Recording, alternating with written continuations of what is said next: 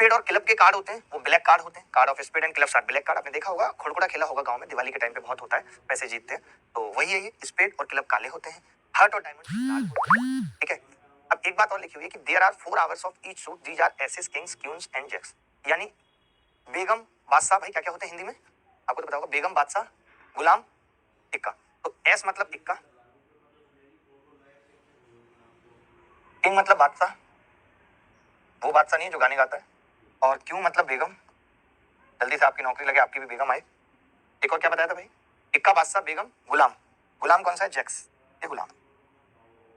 मैं इसको चार्ट बना के और अच्छे तरीके से समझाता हूँ, मैं इसको चार्ट बना के और अच्छे तरीके से समझाता हूँ। आवाज एकदम तो क्लियर आ रही है, क्या दिक्कत है आवाज में बताइए। मैंने कहा कि पैक 52 है, पैक 52, और पैक 52 का मतलब क्या है, रेड 26 है, ब्लैक 26 है, यानी 52 कार्ड में टोटल क्या है, 26 कार्ड काले हैं, 26 कार्ड ब्लैक है, ये बात क्लियर है, ठीक है। उसके बाद जो रेड कार्ड है वो कौन से हैं, 13 डायमंड है और 13 हार्ट है, ऐसे ब्लैक में 13 स्पेड्स हैं, 13 क्लब्स हैं। अब इस प्रत्येक में क्या है कि 9 तो नॉर्मल कार्ड है, एन मतलब नॉर्मल, 9 नॉर्मल कार्ड है, उसके बाद 4 कार्ड ये हैं, ये 4 कौन से हैं, सब में होते हैं, डायमंड में भी 4 है, वही गुलाम बेगम बादशाह, गुलाम बेगम बादशाह इक्का, ठीक है।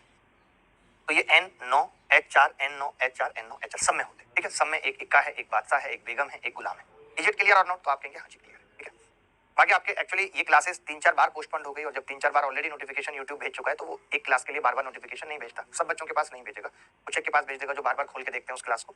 तो अगर हो सकता है तो आपके दोस्त जो भी इस क्लास को पढ़ना चाहते हैं उन तक भी इस क्लास का लिंक भेज दीजिए।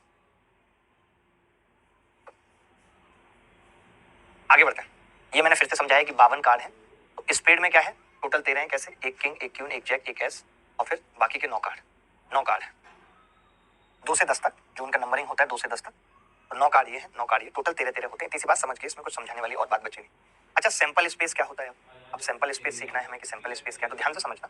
When we perform an experiment then the set S of all possible outcomes is called the sample space. जैसे कि मैंने एक सिक्के को उछाला है, तो सिक्के को उछालने में क्या होगा, या तो एच आएगा या T, this is called sample space, हम इसको ऐसे लिखते हैं सैंपल स्पेस, ठीक है। अगर मैंने 2 सिक्कों को उछाला है तो हो सकता है दोनों में एच एच आ जाए, या एक में एच एक में टी आ जाए, या पहले में टी दूसरे में एच आ जाए, या दोनों में टी टी आ जाए, दिस इज कॉल्ड सैंपल।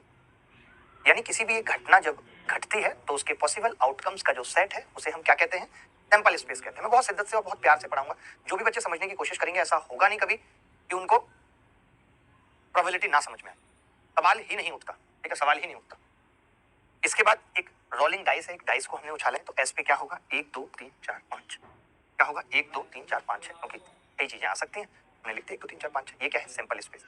किसी को डाउट है यहाँ तक, सैंपल स्पेस में भी बहुत सारी चीजें आपको सीखनी है। और एक और बात बता रहा हूँ, जब अभी थ्योरेटिकल सवाल आएंगे तो मैं आपसे पूछूंगा, तब देखूंगा मैं कि ये ज्ञान जो मैंने आपको दिया है, जो समझाया है, आप समझ पाए कि नहीं समझ पाए, ठीक है।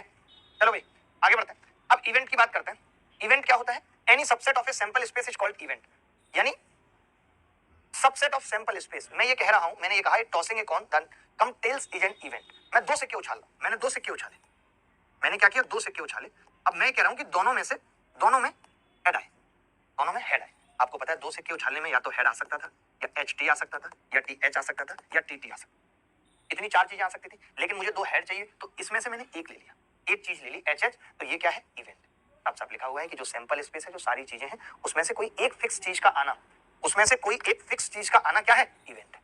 पर आवाज कम आ रही है, ठीक है, मैं कोशिश करता हूं आवाज बढ़ाता हूं, टेंशन मत लो, ये फालतू की बात है। जो भी कोई रिपीटेड शर्ट से प्रॉब्लम है वो यहाँ से चला जाए। रिपीटेड शर्ट है, पहली बात तो रिपीटेड नहीं है, मुझे याद आ गया, वो ब्लू थी, ये ब्लैक है, वो डार्क ब्लू थी, ये ब्लैक है, रिपीटेड नहीं है, 2 ही है मेरे पास ऐसी वाली, एक ब्लू और एक ब्लैक। आज मैंने उस दिन ब्लू पहनी थी और आज ब्लैक पहनी, हो ही नहीं सकता, ठीक है। अब पता नहीं रिपीट शर्ट का बड़ा पंगा आ गया, कोई बात नहीं, अब मैं ये खत्म ही करना पड़ेगा मुझे, ठीक है। सैंपल इवेंट पता चल गया। अच्छा, प्रोबेबिलिटी क्या है, अब जाके हम प्रोबेबिलिटी पे पहुंचे कि प्रोबेबिलिटी क्या है। तो प्रोबेबिलिटी ये है कि used to measure the chance factor that occurs in type of experiment. जो हम प्रयोग करते हैं उसमें से जो चीज हम चाहते हैं उसके चांस को प्रोबेबिलिटी कहते हैं। अगर मैं वर्टिकल भाषा में बात करूं तो प्रोबेबिलिटी का मतलब है चांस फैक्टर। चांस क्या है, तुमने उसको प्रपोज किया है, तुमने कहा है तुम मेरी हो जाओ, चांस क्या है कि वो तुम्हारी होगी या नहीं, तुम्हारे प्रपोजल को वो एक्सेप्ट करेगी या नहीं, इसकी प्रोबेबिलिटी क्या है, चांस क्या है, ये प्रोबेबिलिटी। तो देखेंगे, ध्यान से देखेंगे।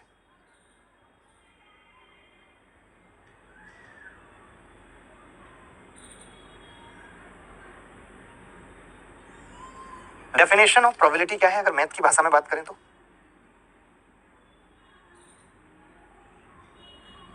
मैं ये कह रहा हूं प्रोबेबिलिटी मैथ की भाषा में क्या है, random experiment has p possible elementary outcomes of which से q are favourable for an event e, then the probability of occurrence of e क्या होगी। देखिए मैं यहाँ पे ये समझाना चाहता हूँ, बस आप इतनी सी बात समझ लीजिए, एग्जांपल से बताऊंगा। कि टोटल आउटकम्स का फेवरेबल